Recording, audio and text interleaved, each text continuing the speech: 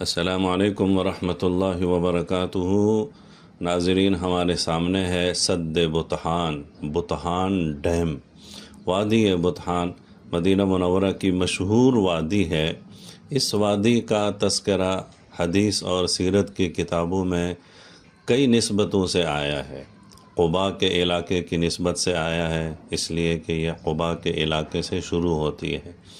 پھر عید کی نماز کے سلسلے میں آیا ہے۔ بعض صحابہ رضی اللہ عنہم فرماتے ہیں قباء اور اوالی کے علاقے سے ہم بطحان کے بہاؤ میں سے، یعنی وادی بطحان کے بطن میں سے گزرتے چلتے ہم عیدین کی نماز پڑھنے کے لیے مسجد غمامہ پہنچتے تھے، یعنی مسجد نبوی کے قریب۔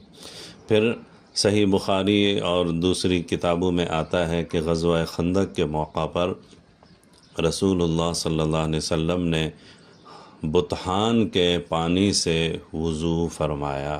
اصل میں بات یہ ہے کہ وادی بطحان قباء کے علاقے سے شروع ہوتی ہے، مدینہ منورہ کے وسط میں سے چلتے چلتے مسجد غمامہ کے قریب سے ہوتے ہوئے جبل صلاح کے قریب مساجد خندق کے سامنے سے گزرتے ہوئے الغابہ الخلیل میں پہنچ کر ختم ہو جاتی ہے۔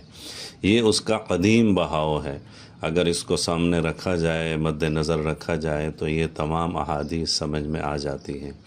سعودی حکومت نے یہاں ڈیم بنا کر اس کو ایک تفریحی پوائنٹ کی شکل بھی دی ہے۔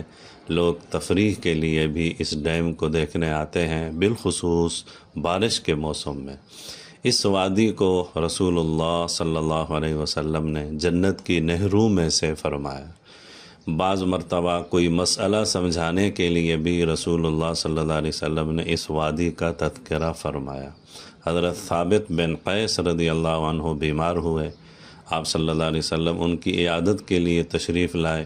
وادی بطحان سے کچھ مٹی لانے کا حکم دیا۔ یہ مٹی لے کر پیالے میں رکھی اور پانی ڈال کر اس مٹی اور پانی سے ان پر کچھ چھینٹے مارے، جس سے وہ شفا یاب ہو گئے۔ جس جگہ سے آپ صلی اللہ علیہ وسلم نے مٹی لی تھی وہ بھی بطحان ہی کا علاقہ تھا۔ اس میدان کو خاک شفا کہا جاتا تھا۔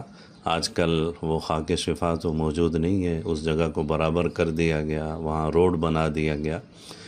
البتہ اس خاک شفا کے قریب ایک باغ ہے اور اس باغ کو بھی خاک شفا باغ کہا جاتا ہے۔